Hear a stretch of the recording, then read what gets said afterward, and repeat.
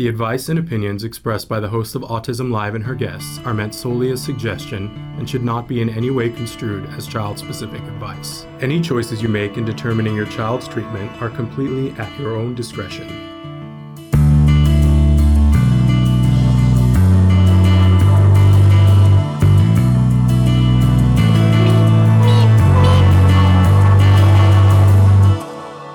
Good morning and welcome to Autism Live. I'm Shannon Penrod and I'm so excited to be here this morning. We've got a big show for you with wonderful guests. I'm really excited about it. And it's Monday. How can we not be excited? In fact, it's the last Monday in January of 2024. It's the 29th. How did that happen, you guys? If you can explain that to me, time hurries on, right?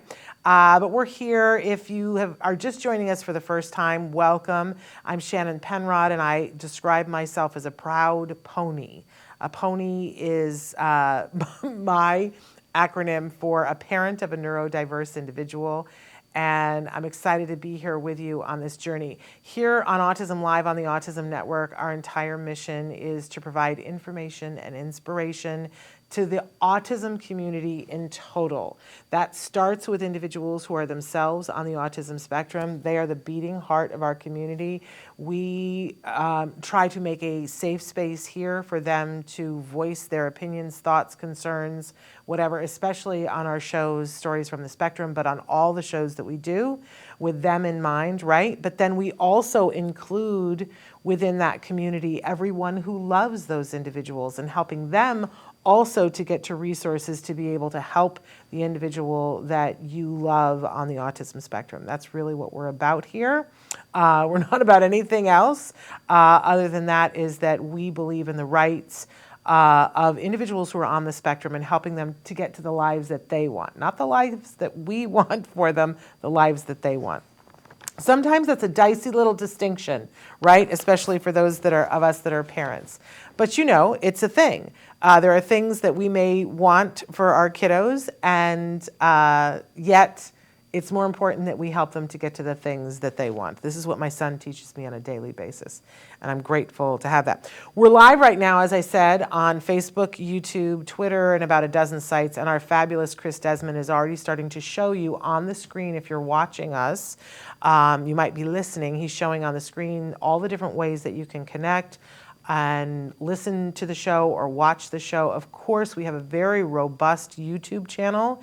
We've been doing this show, we're in our 14th year, so you can imagine the topics and the guests that we have covered over the breadth of that time. You can go onto our YouTube channel and you can search topics and find out I have a very funny story about our jargon today that I'll tell in a minute. But there's all kinds of things there for you. Please search. We are constantly trying to update keywords and things so that you can efficiently find what you're looking for. But there is a library of videos that we're excited about that are there for you, and they're free. We also are available as a podcast, audio-only podcast, and we know and love that many of you prefer to take us with you wherever you go, and that for a while we were doing the video podcast too, but overwhelmingly you guys said, no, we don't need that. We just need the sound. So we love that you can get that wherever you can download a free podcast. We are available for you. So we hope that you check that out. Now, I will tell you that we struggle over 14 years, you can imagine, to make sure that we can keep the lights on, because we're trying to do everything that we do free to the people that are watching and listening.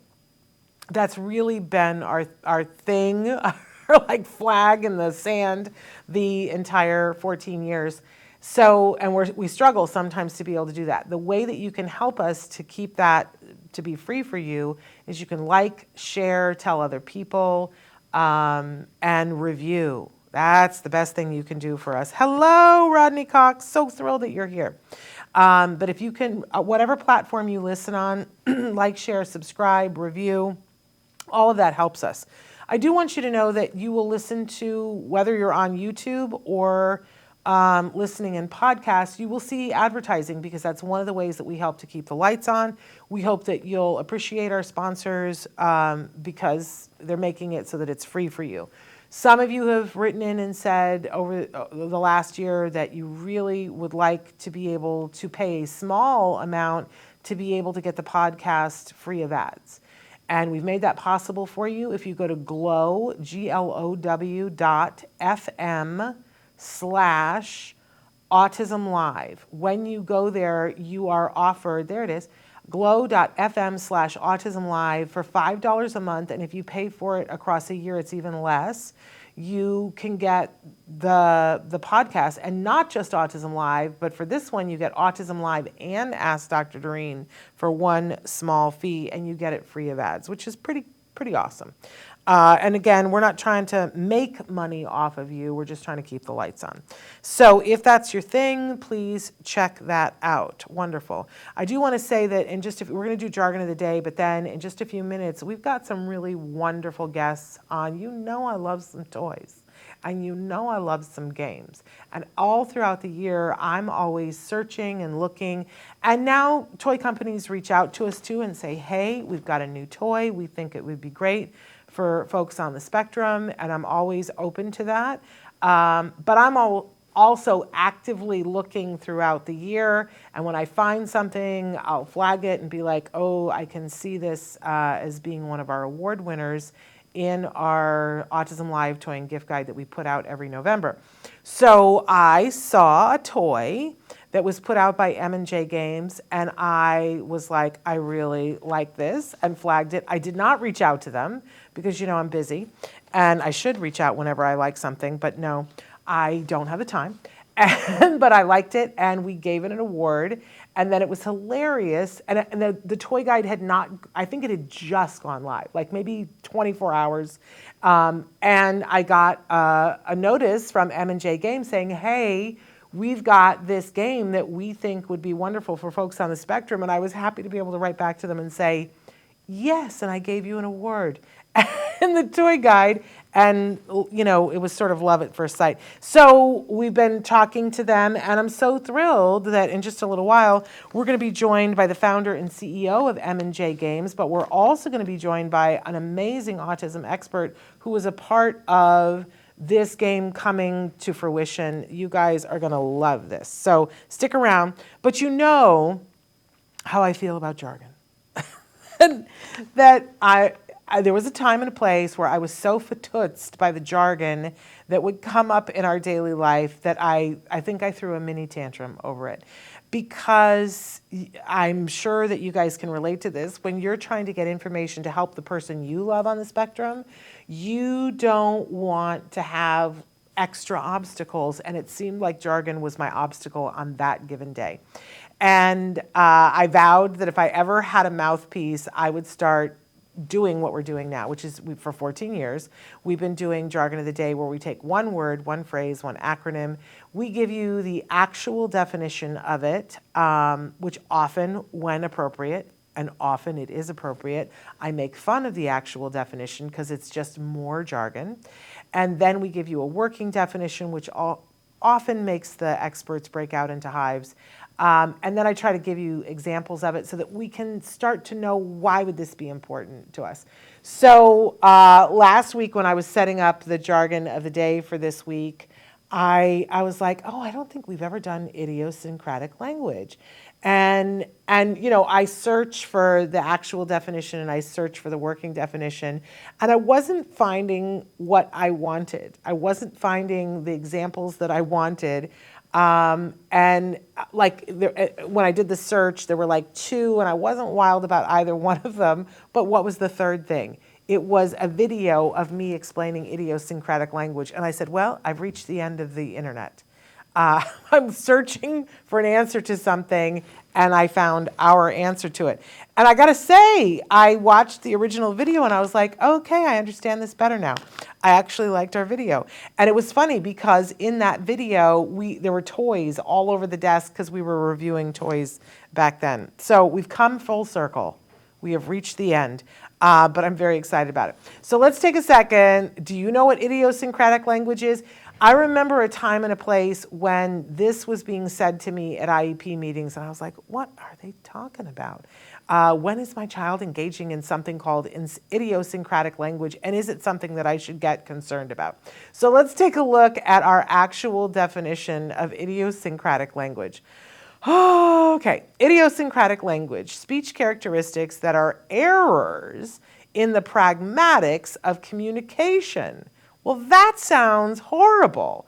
Often involves language with private meanings or meaning that only makes sense to those familiar with the situation where the phrase originated.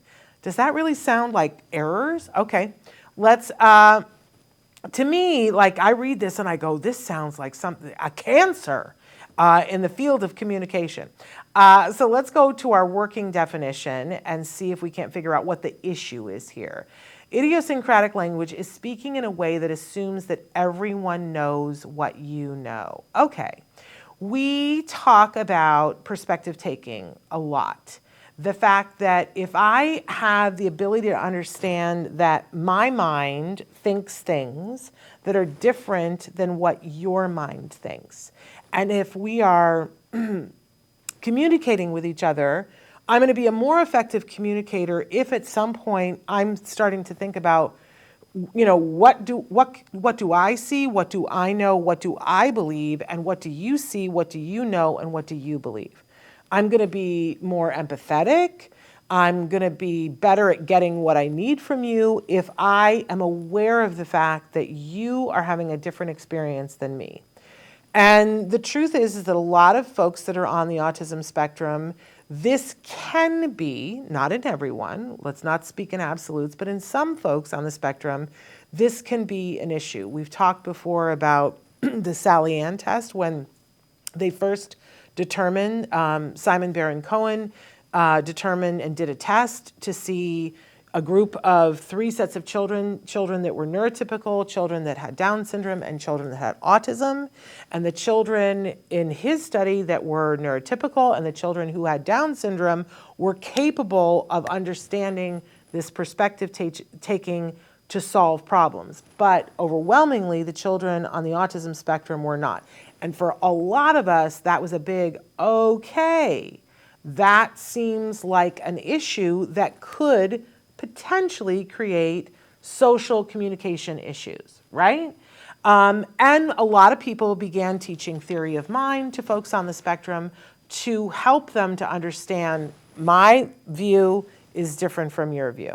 Now, as a parent, my son went through, and I went through with him, this kind of teaching. And I'm here to say I'm a better person for having gone through that training with my son. And my son certainly learned perspective taking, and I think my son is better at perspective taking than most of the people that I've ever met. And I became a better, not a great, but a better perspective taker for having gone through this training. What does this say to me as a former teacher? These are skills, and skills can be taught, and they can be taught to those of us that are not on the spectrum and to people that are on the spectrum if they choose to, and that this can be a very beneficial skill. What does this have to do with idiosyncratic language? I think we've all had the experience, especially those of us who are parents, right, where our kiddo will say something. I loved one of the examples that I was reading that wasn't our example, but somebody else had written and said that there's a kiddo who likes to go to the park. And he goes to the park with his aunt, Aunt Polly. I don't know who it was in the story. But he goes to the park with Aunt Polly. And then he associates Aunt Polly with the park. Well, where idiosyncratic language comes in is that then when the child says Aunt Polly, he's not asking for Aunt Polly, he's asking to go to the park. And mom, who knows this little configuration, knows that when he asks for Aunt Polly, that he's asking for the park, and she can reconfigure it and go, oh, you want to go to the park, and take him to the park. How many of you have kiddos that are speaking in this way, in this code, that you can crack the code, but maybe the babysitter can't, or maybe grandma comes to visit and she can't, and we get that error in communication. I do want to make the case that we all engage in idiosyncratic language, right? That you have that friend that you have the shorthand with, right? That you can say something to, and other people at the table don't know what you're talking about, but you guys know what that means. I don't think it's always an error in communication, but certainly for our kids, it is a code, and if we don't understand the code, I go back to the wonderful Oscar-nominated documentary, Life Animated, right, where Ron Suskind and his family and his son, they show his son was someone who would always, he didn't speak a lot, but when he did, he would take quotes from Disney movies. And everybody thought that that was just him saying quotes from Disney movies because he had nothing else to say. But what they discovered was it was idiosyncratic language. That when he was saying something from a Disney movie, it was his way of expressing what was happening. And when they finally got that, it was a way of opening up a world to have a dialogue with their son, and then his son made so much progress. So I think it's worthwhile to talk about idiosyncratic language. I don't love calling it an error. I think that it has the potential to be a problem, but isn't it interesting for us to know that it is tied to something? And that if you see that your child or a child that you love, or even a teenager or an adult that you love, is saying something over and over and over again, let's remember all behavior is communication, right? And if you start to ask yourself, what are they communicating? And is it deeper than what they're actually saying? What is that tied to? I shared on the show a couple of weeks ago that we had, somebody had reached out to us because they have a student who is writing dates on paper over and over and over again. And I was like, I want to know what, it means something. We all know it means something, but we don't know what it means yet. And there's one incident where they've found what that date means, but they don't know what the other dates mean. I get excited about that because it's just another form of communication. Now, can we help the person to be able to perspective take to understand that we don't understand? Sure, there are lessons about that, and that's very exciting. But I hate it when people just think that our kids or teens or adults are engaging in these random behaviors, and it drives me crazy when people just go, well, it's weird or it's odd. No, it is a form of communication. We have not cracked the code yet. And a lot of times with idiosyncratic language, their mom or somebody who's with that individual a lot kind of gets it and translates. I just hope that we all think of these things and go, okay, what is it? What is it? And how can I help this person to be effective in their communication? That's a really wonderful thing. Saying hello to Pradip. They say, hello, how are you? 3 years and 7 months, but speaking randomly and angry, different types, such as lying on the floor. I'm not sure. Can you help me? Because I don't know exactly what you're saying. So you've got random speaking, angry, lying on the floor, things broken. You say someone else killed. I don't know if you mean that actually or metaphorically. Please explain a little bit. But this goes hand in hand with what we were just talking about, I think, based on what you're saying, Pradip.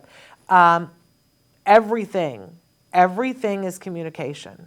And so if you were to ask yourself, so when somebody lays on the floor, what is it they're trying to say? My son used to do a thing where if I would ask him to do something, the first thing he would do, some people call it spaghetti legs. I would call it the Gandhi maneuver. He would just lay on the floor.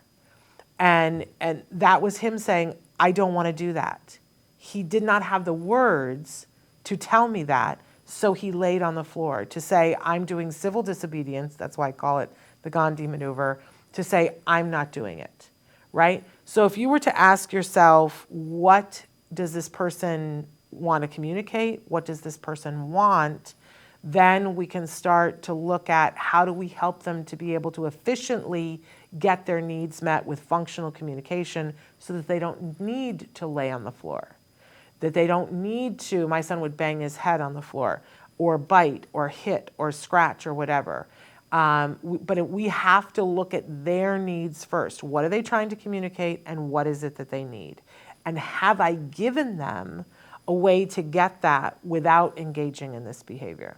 Please write in and tell us more so that I can understand more. But you guys, we got to get to our guests because they're waiting and they're amazing.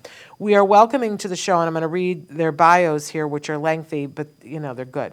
First of all, we're welcoming Dr. Christopher Manente.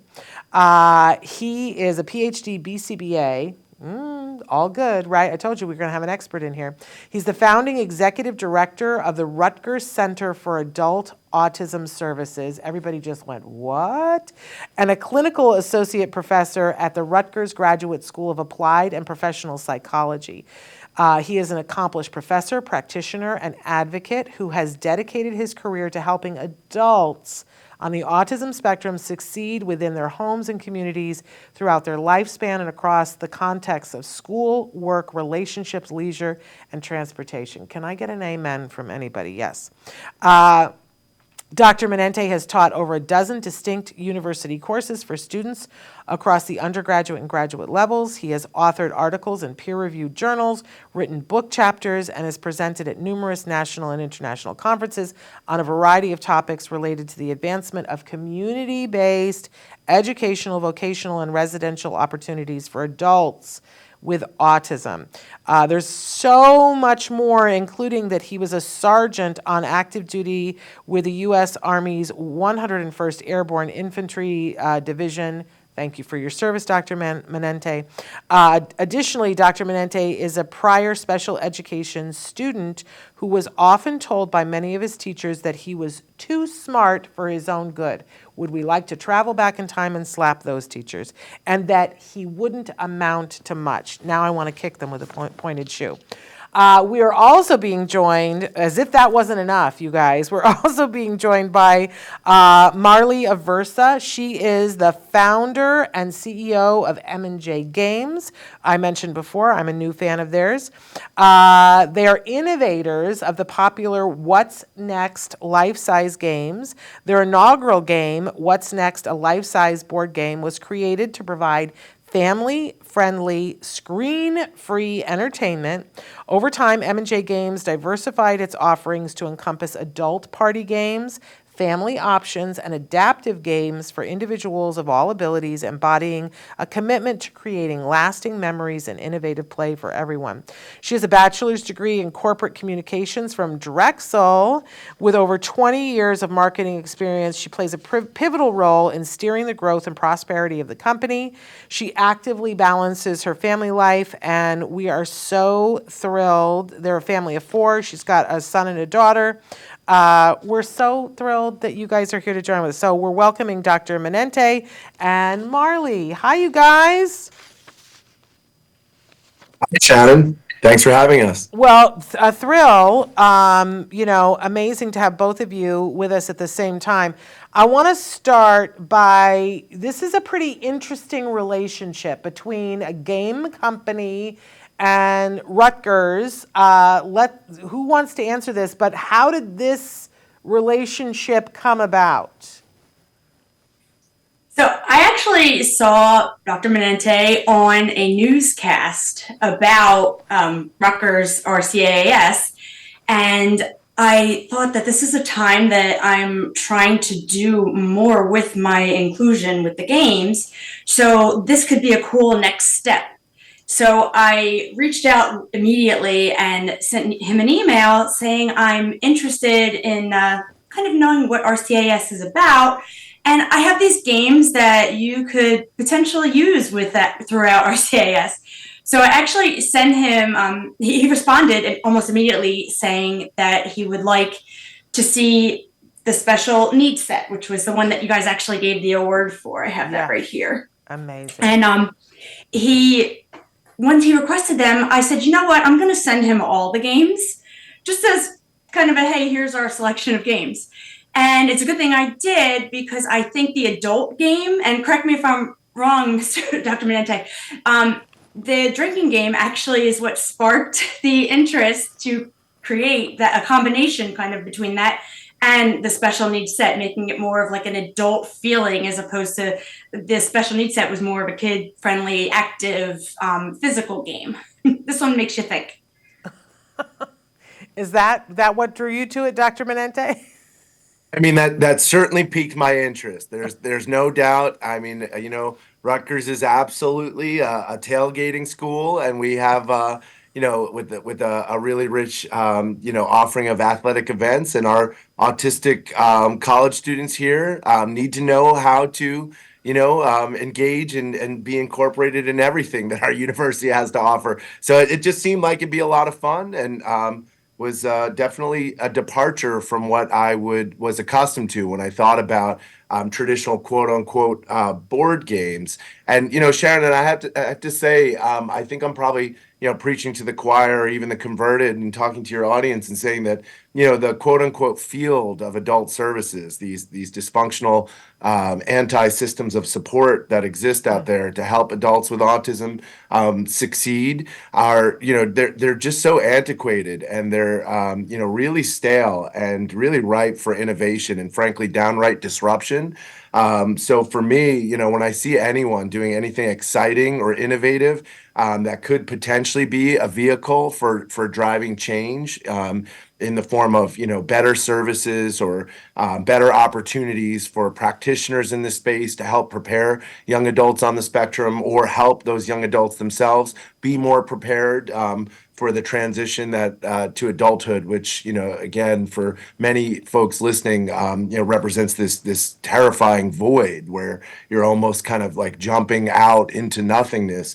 I always jump at it and see if we can do something special. And Marlee has this brilliant game that I think is totally innovative and so much fun and engaging. And we've just had such a good time, coming up with this cool new innovation. And all of the folks at our center too have really enjoyed, playing and learning through this.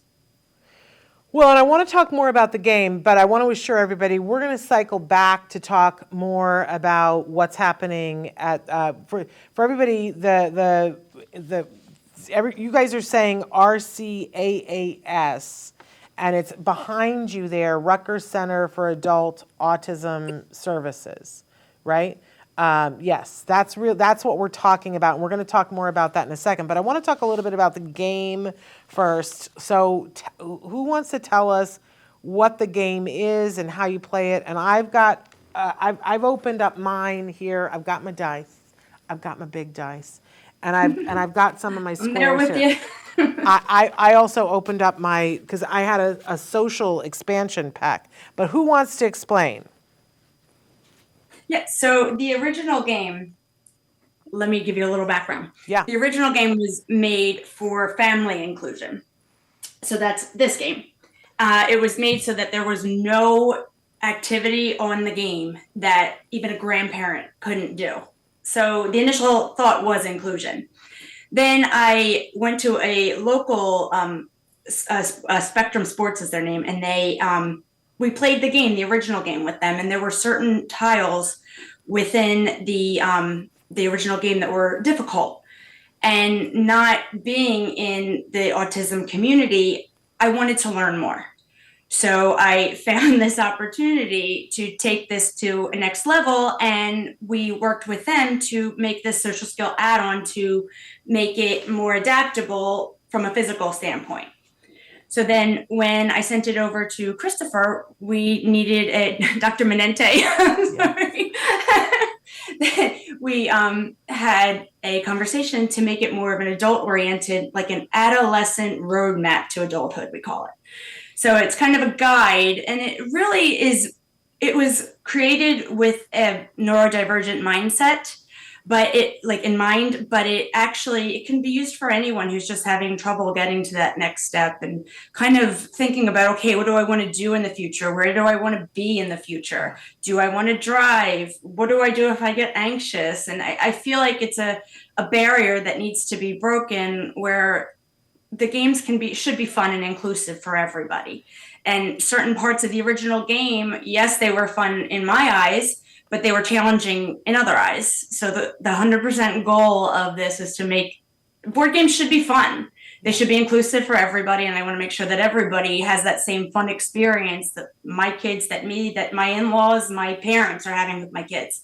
Yeah. People always ask me when I'm doing the toy guide, like, what am I looking for? Like, what gets me excited about a toy?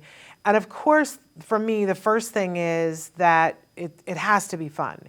If it's not fun, then it's not a game and it's not a toy. And but then if you supercharge it and I'm learning something, skills that can help me and it's empowering me to feel good about myself, then you're cooking with gas for me. And then you've got my attention. And that's really what got my attention about this game. And I believe, if I'm not wrong, the award that we gave you guys was the Empowering Employment Award. That a toy that can help us to gain skills that make it so that when we are on our first job, we are more successful. I get real excited. And that's the award that I gave you guys without even knowing you. So what do you want to say about this, Dr. Manente? Shannon, I actually just want to highlight. So we talked a little bit just now about the importance of a game actually being fun, right, and being engaging. And I want to. There's a lot of things that makes What's Next very special. But for me, as someone who doesn't sit still well, who is always moving and always active, who supports and educates children, adolescents, and adults who fit that profile as well. The thing that is most engaging and most fun to me is in What's Next, you are the game piece, right? So we're calling this a board game, but the board that that the game is played on is the world around you. So, this isn't a traditional quote unquote board game where someone is expected to have to sit still quietly and passively and wait for their turn and stay in one place. This game very much it expects people to get up and move around and do things. So I think for a lot of learners for whom traditional board games really aren't accessible because it's not fun to sit still without physical motion and engagement. This represents kind of a real evolution in providing something that is familiar as a traditional board game, but is really different. And I think for some folks on the spectrum too, the idea of like playing the old game of life, right, where you have a plastic piece that you're moving around, and you're supposed to pretend like that plastic piece is you. I think this adds another layer of like concreteness, right? Because having to pretend like you're a piece of plastic moving around a cardboard thing on a table is pretty abstract, and I think this cuts through that and really puts you in the game. And when Marlee first got in touch with me, the original title of the game, What's Next, was it just struck me, right? Because the original format of the game, the title, What's Next, I think pertains to kind of like what space is coming up, right? You're going to roll this, incredibly fun, huge foam dice and then like land somewhere and find out what's next in the game. But it was such a parallel to this incredibly scary and big picture question that not just autistic young people, but all young people are facing when it comes time to figure out, what they're going to do with their life, right? What is next?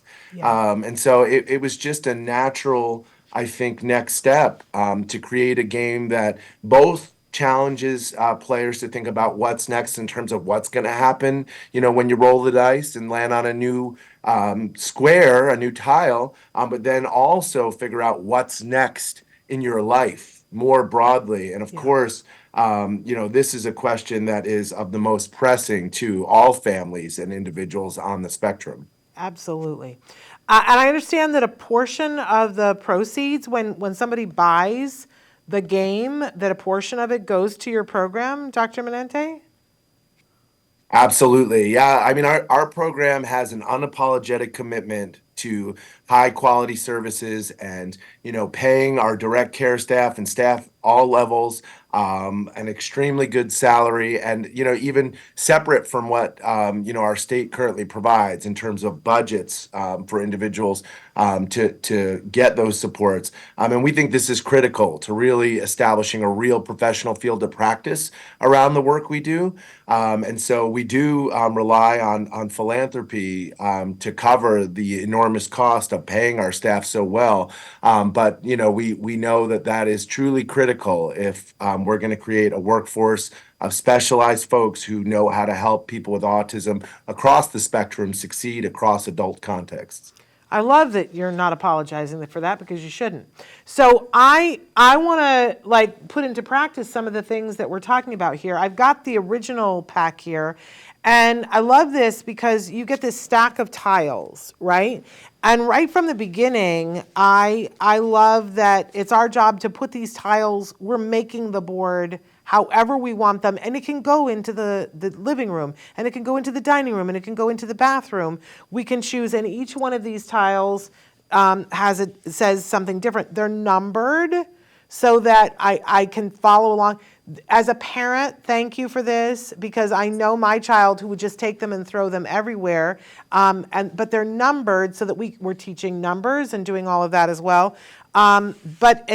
You're not going to get bored playing this game. What do you guys, while I'm showing some of these, talk about how you play the game and what your mission is with this?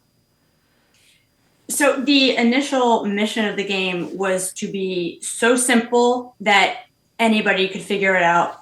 There are 5 steps in the initial instructions on how to actually play the game. However, when we started creating the new game, What's Next, a Life-Size Transition game, which is the adult version, the adolescent version of the game that you have there. Yeah. They're actually on pre-orders right now, and we're hoping that they are here by the start of Autism Awareness Month. That's our goal. Hopefully they'll be here a little bit sooner. They're on a boat right now. But this game has another step to it. So one of the biggest things that Dr. Manente and I worked on together, and his team was creating this transition guide. So every game, the original games have just a 1-sheet step of instructions. It's pretty self-explanatory. But this one we wanted to make sure was adaptable. Didn't matter what your needs are, your abilities are. We want to make sure that everybody is included, whether you are a little bit beyond where the game takes you. If you've played the game several times, you might want to change it a little bit. Some of these things might be a little bit further that you could take them. If you're feeling a little nervous, how do you calm down? And one of the little dots that we've put on here, it's a little hand saying that, hey, you can use this guide to tell you, okay, if you are non-vocal, minimally verbal. If you are in need of another level of this game, it can enhance. And then also we can modify it a little bit just to keep the conversation going a little bit farther. So for example, for this one is tile 16. You would just go to the book, look for tile 16, and we have ways to modify it, enhance it. And then if you're non-vocal, minimally verbal, you can point. And the facilitator has the discretion on which one would make more sense for their client. Whether the facilitator be the parent, be an occupational therapist, anybody can play the game and just a teacher enjoy it and adapt it so that every person playing the game gets value out of it and has fun doing it, and make some of these things that are a little bit nerve-wracking for some more fun. And it's easier to bring it up if a game brings it up, as opposed to just, hey, do you think you want to drive in the future? If the game lands on it, did you ever think about that? And it's more fun. And it goes beyond conversation and hopefully makes people more comfortable in the surroundings of the situations. So I'm going to go out on a limb and say that because I think, this is available right now, the original game, and I think everybody should have that. Autism Journey with Elijah wrote in and said, this is so wonderful and refreshing. I'd like to be a part of this successful achievement. How do I purchase this, and what are the age requirements? So the original game is for 4+, and you guys can get that. You can go onto M&J Games, but we also have a link to it on the toy guide. But where would you like them to go to purchase it? So to purchase any of the other games, the original games, it's mj-games.com. They're also available on Amazon. And the new transition game, you can pre-order this game now and just ensure that you have your copy when it comes in. Those are available strictly on the website of mj-games.com/transition. So it'll take you right to the pre-order page. And what is the age that you're shooting for on that one? So this one we recommend 14 plus, kind of a good age to start thinking about that. You could probably go a little bit earlier, depending on your person. It's another thing where you have to know your audience. But I think for anybody, starting with the first one, so you know a little bit about putting the tiles down and playing the game and establishing how super fun it is, and now we're gonna, then do the social add-on and then do the transitions, I think is a wonderful way to go about this. I see you nodding your head, Dr. Manente. What do you think? Absolutely. And just to highlight that, I think that this game is so beneficial, from a variety of perspectives. Transition planning can sometimes inadvertently feel like an interrogation, where, school counselors, teachers, parents just have a list of questions that they want to ask an individual about, are you interested in going to college? Are you interested in living alone? Do you want to drive? Where do you want to work? Right? What are your hobbies? What do you want to learn? Right? And I think individuals just get asked these questions in interrogation style so much that just the idea of transition kind of becomes aversive at some point. So to Marlee's point, to gamify this process, I think makes it a whole lot less painful. It feels a lot less like an interrogation. And if you're a parent of neurodivergent kids, you know as well as I do, like it's at some point, like your kids just, they've had enough, right? They know it. They know So I think it avoids that kind of tension. Whereas a parent, you're just super worried about, quote unquote, what's next for your kid. And this gives like a fun, mechanism for still, trying to get them thinking about these things without you having to be the primary person who's always bringing it up. And from the individual's perspective too, this isn't an autism thing. Like all kids who are in their early teens and approaching adulthood get asked these questions all the time. However, a lot of the individuals on the spectrum that we work with may really struggle to have good answers when they're asked these questions. So this really gives them, a fun way of practicing, what they're going to say in a social situation when one of their peers says, hey, what are you thinking about in terms of school? Or, what kind of jobs do you think you'll want to do? And those opportunities, for developing friendships and other strong relationships really have to be capitalized on. I think that's, what we've learned more than anything is, the traditional social skills group where it's like a circle and it's a contrived question, your favorite movie, what'd you do last weekend? It only gets you so far. I mean, you really need the opportunity to practice those component social skills that you acquire in more dynamic, more authentic contexts. And I think that this game represents an excellent, nice next approximation, from that traditional kind of like contrived social skills group. I love that because just the other day we were having a conversation about the sad state of preparation for this transition, and I was telling a parent who's about to have a 15-year-old about the whole ITP process, which is the individual transition plan that schools are supposed to be helping with. But unfortunately, many don't know. They're not even aware of what it is, how to do it, even though they're legally responsible for it. And the ones who do understand what it is, oftentimes it is exactly what you just said, that I remember them giving my son a subscription to a website, which all it was one of those horrible job evaluation things where you answer a bunch of questions and then it says, you should go be a baseball player. Or you should, and there's like, and no one is there to help you to know, is that even something you want? And if you did, how would you go about it? Like there's no, it's just a questionnaire with nothing else, which makes me so mad. I want to like light my hair on fire and run into the street. Uh, right? But Don't do that. right. But that was considered helping him. That was considered helping him to find his chosen career. We're in a sad state of affairs for transitioning, which is why we're so happy we found you, Dr. Manente.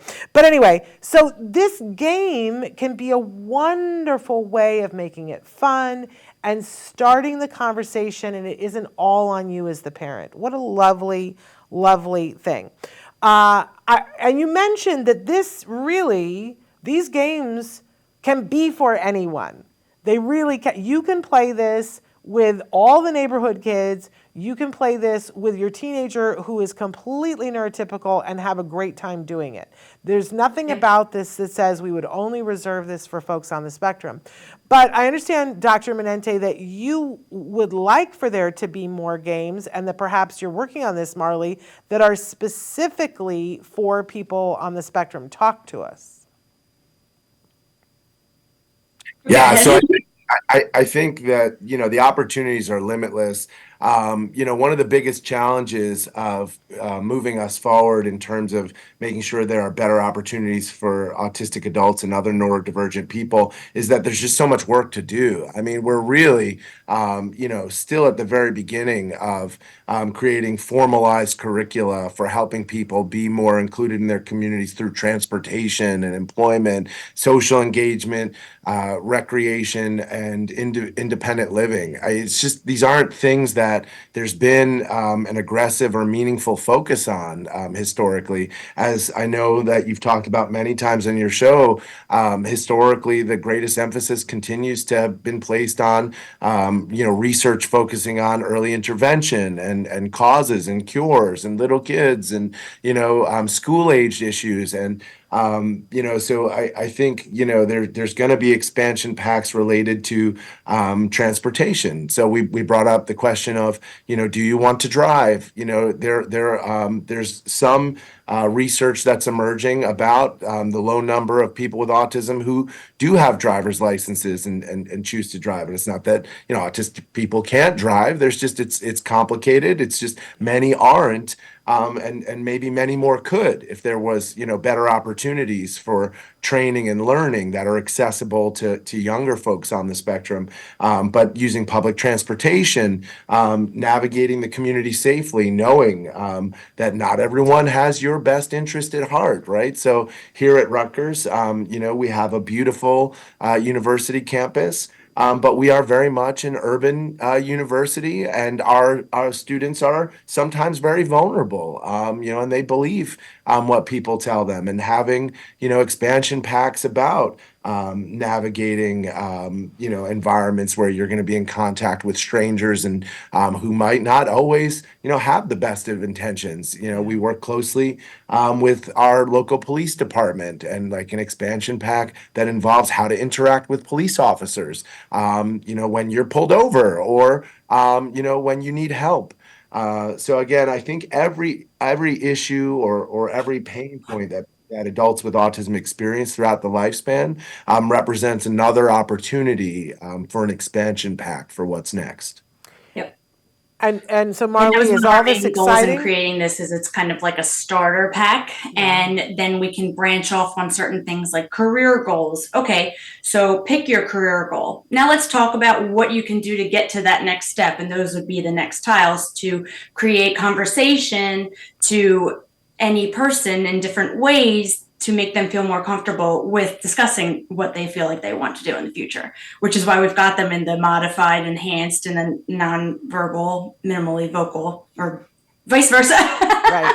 I'm still new to this. Back to all that jargon, Shannon. Yes. I'm learning. So let me tell you, I've learned so much from Christopher as far as just connecting to the autism community and things that I was never involved in that I'm very thankful I have the opportunity. And one of the first things that I did was take my daughter to play with Spectrum Sports initially, because I wanted to make sure that all of the pieces of the game were interesting to her and interesting to them as well. Yeah. So it was kind of to break those barriers so that there is not as much of a scare between the two communities, because I mean, let's face it, we work better when we're all together. Amen to that. And you're doing great, by the way, with the jargon. You're handling it really well. Thank you. I've been here forever, so I have no excuses, and I sometimes and the phrases change it. Sometimes something is acceptable one day and it is not the next. So it's a changing landscape where we're all trying to be mindful and listening and saying, what do you need? And you're doing good. You're listening. So that's really good. And for us, Shannon, I think, and Marlee is doing an incredible job of this, but I think the designation of nonverbal that's been used for a long time kind of sells a lot of people who are non-vocal or minimally vocal short, because Exactly. even the individuals who we work with who don't have a lot, who don't speak to communicate, still have a whole lot to say. Exactly. And they communicate in a number of other verbal forms. So I think as a field, we are trying to move more towards minimally vocal or non-vocal. And it's frustrating sometimes because it's hard because you want to be mindful of where we are, but then we have people who are in their homes with their family members and they have a term that they've been using and you don't want to say to them, they'll say my child is nonverbal and you don't want to say to them, technically your child isn't nonverbal. It's because that is the way they identify. So it's Totally. it's a minefield, but we try to be open and listen and give people what they need, right? That's really the ticket. But we're running out of time here, and I want to leave some time to talk about the Rutgers Center for Adult Autism Services, because we've not had you on the show before, and it seems like you're doing some pretty amazing things. We're going to talk about how that aligns with M&J, but tell people what it is, Dr. Manente. Absolutely. And Shannon, definitely happy to come back on another time and focus explicitly on our center, which is, a unique university-based organization. We are the first of our kind in the nation and in the world. Rutgers, as you may know, has a really rich history of supporting people on the spectrum. The first university-based school for kids with autism was founded here in 1972, and that's the Douglas Developmental Disability Center, founded by Dr. Sandra Harris. And I bring that up because it was 3 years prior to the passage of IDEA, right before kids with disabilities had the legal right to have a free and appropriate public education. They were getting one here at Rutgers, and the RCIS really is an extension of that history. We are really pushing the boundaries as to what's possible and expected for autistic adults after they age out of their educational entitlement. And of course, I'm sure that this has been said on this program many times, and go over that services cliff or graduate to the couch. I'm sure everyone listening knows that, quality of life outcomes for autistic people after they age out are really abysmal. And pretty shocking, related to employment, emotional, psychological, physical health, social engagement, independent living, community inclusion. People with autism arguably have the worst quality of life compared to any other group of people living in our society today. And it just doesn't seem like anyone cares as much as they ought to. And so the Rutgers Center for Adult Autism Services, the RCAS, was really founded, on this idea that, we need to, move the needle in creating an entire professional field of practice around this work in order to help this population of individuals who are failing to thrive throughout our nation and globally. And when I refer to a professional field of practice, I'm generally referring to examples of excellence in programs that help people, formal college and university training programs that teach people how to be specialized practitioners in an area, and then research. And those three components are self-sustaining, right? If you have excellent programs, you can do research on what works best. And then once you have that research, you can train others to do that. And one component of a professional field of practice feeds another. And so it's been 50 years, and we have that in special education. You can go to any college and university, and if you're a bright-eyed, enthusiastic, early career educator who wants to work in special education, you can sign up for a formal program and learn how to be highly qualified in that. And so our center aspires to create and establish that same professional field of practice to help autistic adults succeed in the world across all of these adult domains. And so we have 4 different programs currently under our center's umbrella, and we work with all adults on the spectrum. We have programs from our intensive outpatient clinic, which supports adults with the most complex, most severe challenging behavior, even life-threatening challenging behavior. And, we have our college support program, which supports our autistic college students here at Rutgers, some of whom are already addressing some of the most complex problems and issues in fields like medicine or aerospace engineering, and everyone in between. And we're demonstrating that all adults with autism can succeed if only given the right supports and opportunities. And we're doing so in a way where we're also training the next generation of practitioners who want to specialize in working with adults. Absolutely amazing. But I know, especially when people hear this in podcasts, they're going to have a bunch of questions about, like even when you were talking about the outpatient, I presume they need to live within a certain distance, or do you have people who, the parents come and rent an apartment so that they can do your program? Yeah, so we've not had anyone who's actually come and stayed in a hotel or rented an apartment, although we're in conversation with many people who want to. Yeah. Our intensive outpatient clinic just launched a year ago as the world's first acute behavioral clinic for adults 21 plus. That's also situated within an inclusive setting, because many other acute settings that exist on the pediatric side of things exist in a hospital setting or other highly controlled, segregated setting.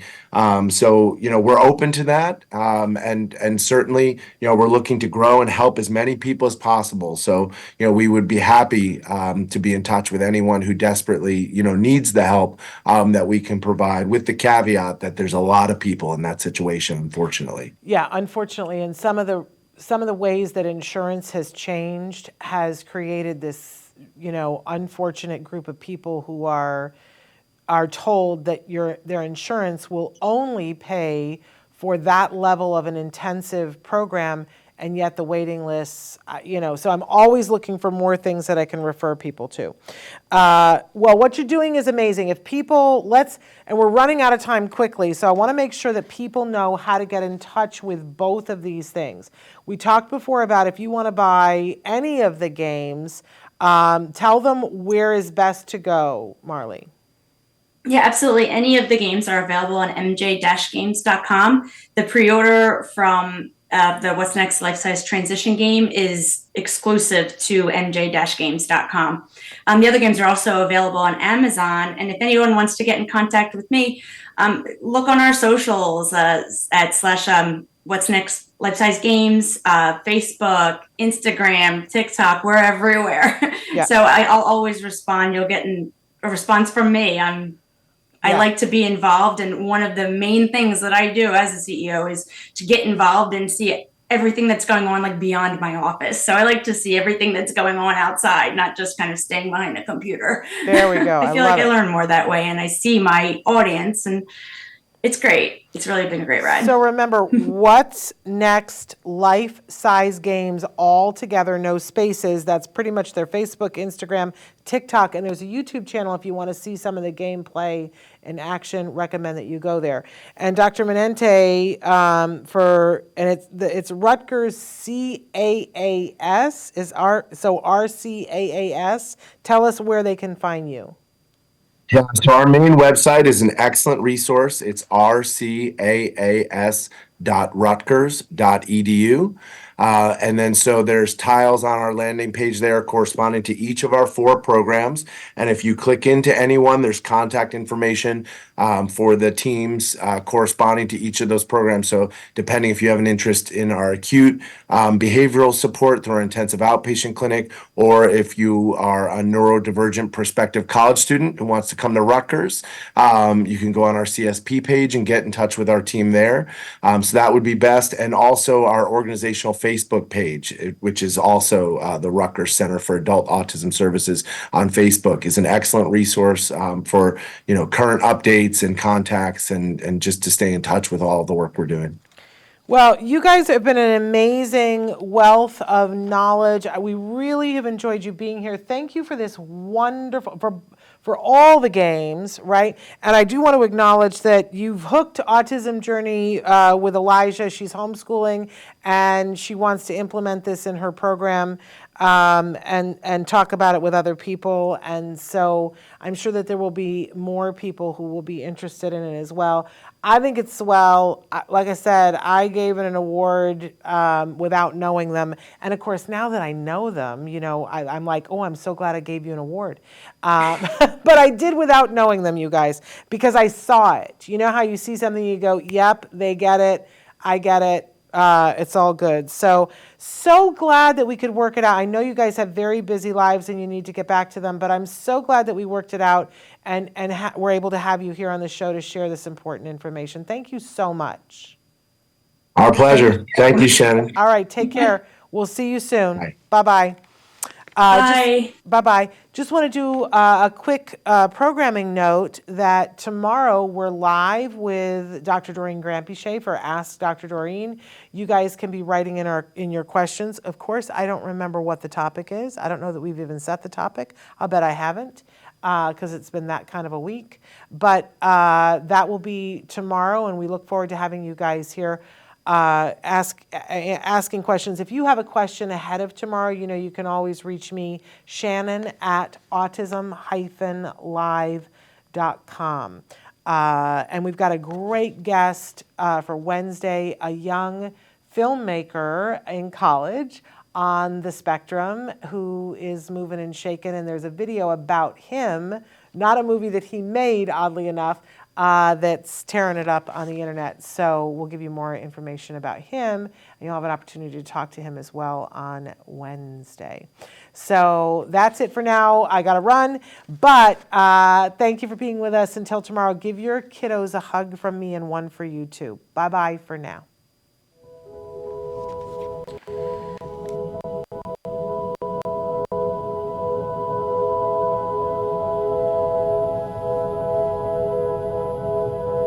If you found anything helpful in this video, please give us a like. In fact, make sure that you smash that subscribe button on YouTube and give us a like on Facebook. You can also follow us on Twitter and on Instagram for important updates. And please download our free podcast wherever you get your podcasts. Thank you so much. See you next time.